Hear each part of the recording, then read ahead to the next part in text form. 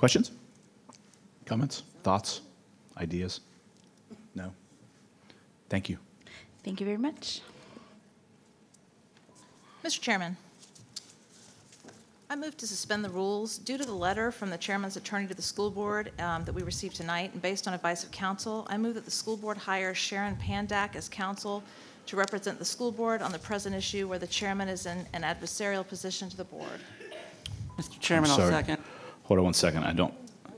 Yeah, I mean, I honestly don't know. I don't know what you're referring to at this point, other than I saw an email come through, but I don't have any reference to it. There was a letter that was sent by your lawyer at 4:38 p.m. that we received. Right, I'm in our aware of the letter inboxes at by my 7:20. lawyer. Yes. Yeah, I figured you would be. We received it in our inboxes, I want to say about 7:30 or 7:40.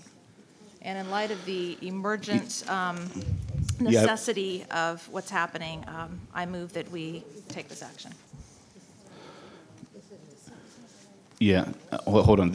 I think this is a closed session issue, but I'm a little concerned about it. But ultimately, yeah, I don't. Give me 1 second. I don't believe hiring of staff is a closed session issue. All human resources issues are closed session. So.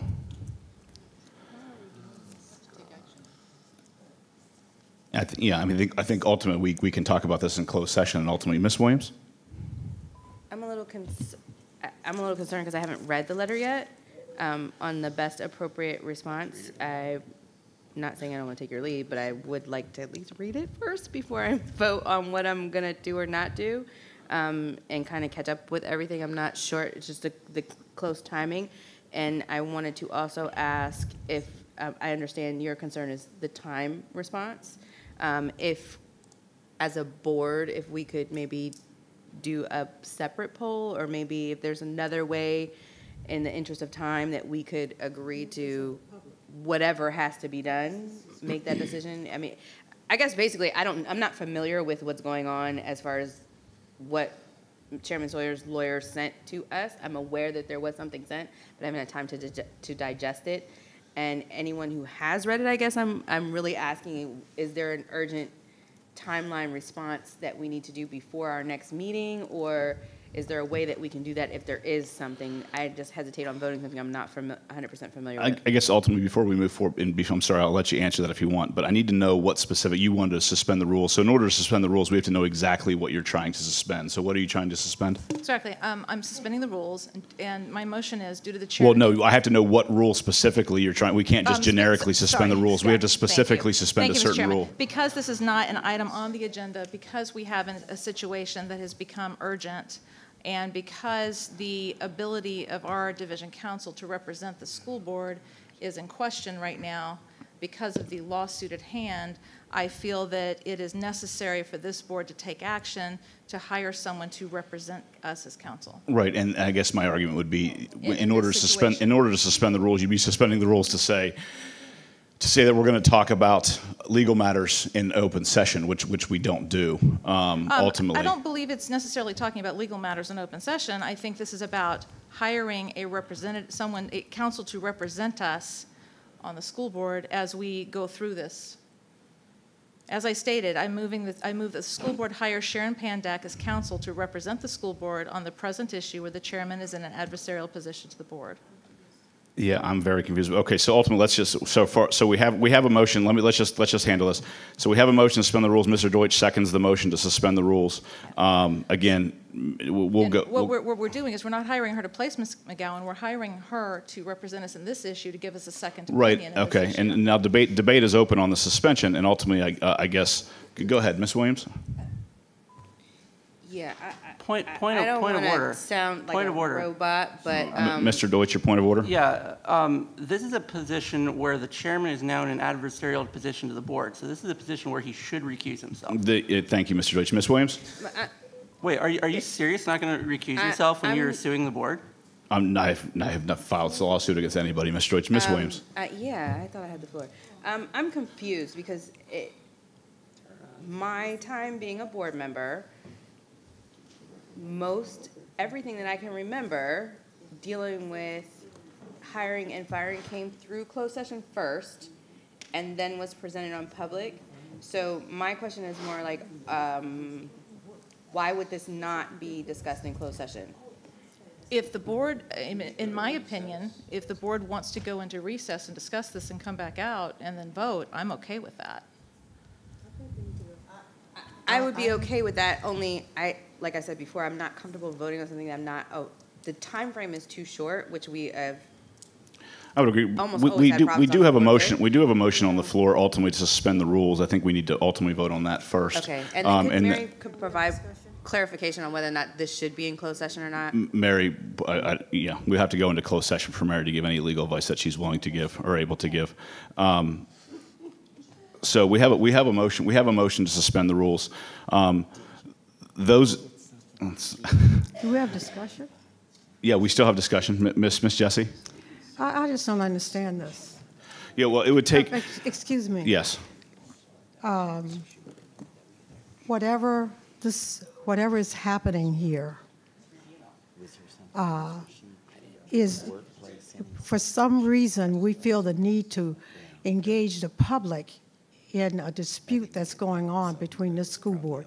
And we're not here to represent ourselves. We're here to represent children. And for this to come up at the last minute, it may be a good recommendation. It could be. But we need to go into closed session or whatever you need to do to discuss this. This is not fair to the public. This is not fair to people who elected us to act in a manner that is our code of ethics. We've got it. And it's respect for each other and respect for the public. I don't know, I haven't even read all of this, and I don't know if I need a lawyer or we need a lawyer. We haven't had a discussion about it.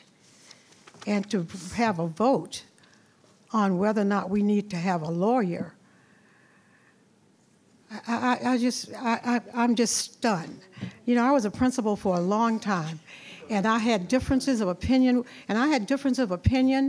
with my staff, and I had difference of opinion about things that were done to me personally, but I never took it to the public.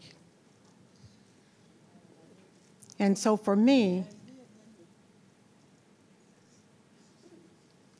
I will not participate in this. Anyone else? Yeah, Ms. Williams? I'm still concerned because if we hired all of our previous lawyers in closed session and had that discussion, I think it's the best place for it. I have no disagreement on what it is I think that you're trying to do. My concern is making sure that we follow our proper protocols and not set about a precedent that is not in agreement with our own rules and regulations and what we're supposed to be doing. And I'm not aware of having a personnel decision in open session without first discussing it in closed session.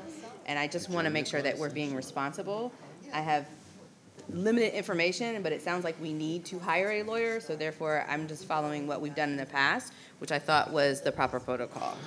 Correct. There's ultimately times where, I'm sorry, Ms. Satterwhite, I apologize. It's okay. Thank you, Mr. Chairman.